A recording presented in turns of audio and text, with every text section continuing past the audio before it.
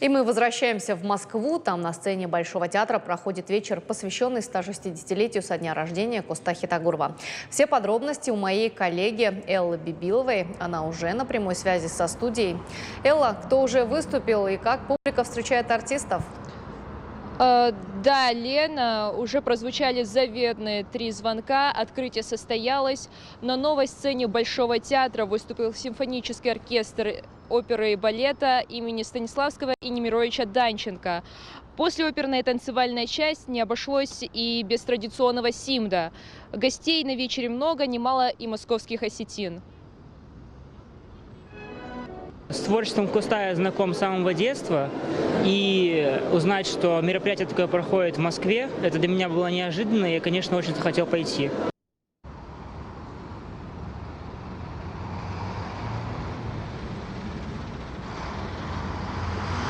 На вечере также и высокие гости. Здесь заместитель председателя правительства страны Ольга Голодец, министр РФ по делам Северного Кавказа Сергей Чеботарев и глава Северной Осетии Вячеслав Битаров. Ну, конечно, сегодня, во-первых, удивительный вечер, потому что российская культура – это многонациональная культура. И для нас огромный праздник, когда мы отдаем дань выдающимся писателям, художникам, а в данном случае основоположнику осетинской литературы, осетинского литературного языка Коста Хитагурову.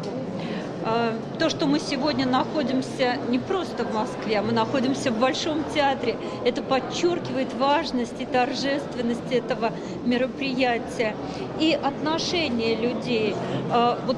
Очень большое число людей абсолютно искренне, с живым интересом пришли сегодня на этот вечер. И радует то, что осетинская земля, она продолжает нас радовать выдающимися талантами абсолютно во всех сферах.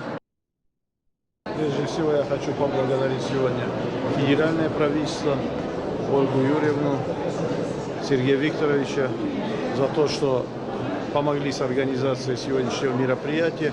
И мы в столице нашей страны сегодня отмечаем юбилей основоположника осетинской литературы Коста Ивановича Хитагурова.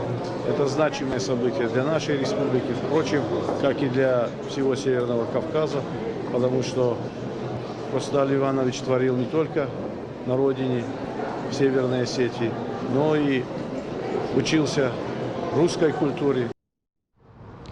Концерт продолжается, впереди все самое интересное. Лена?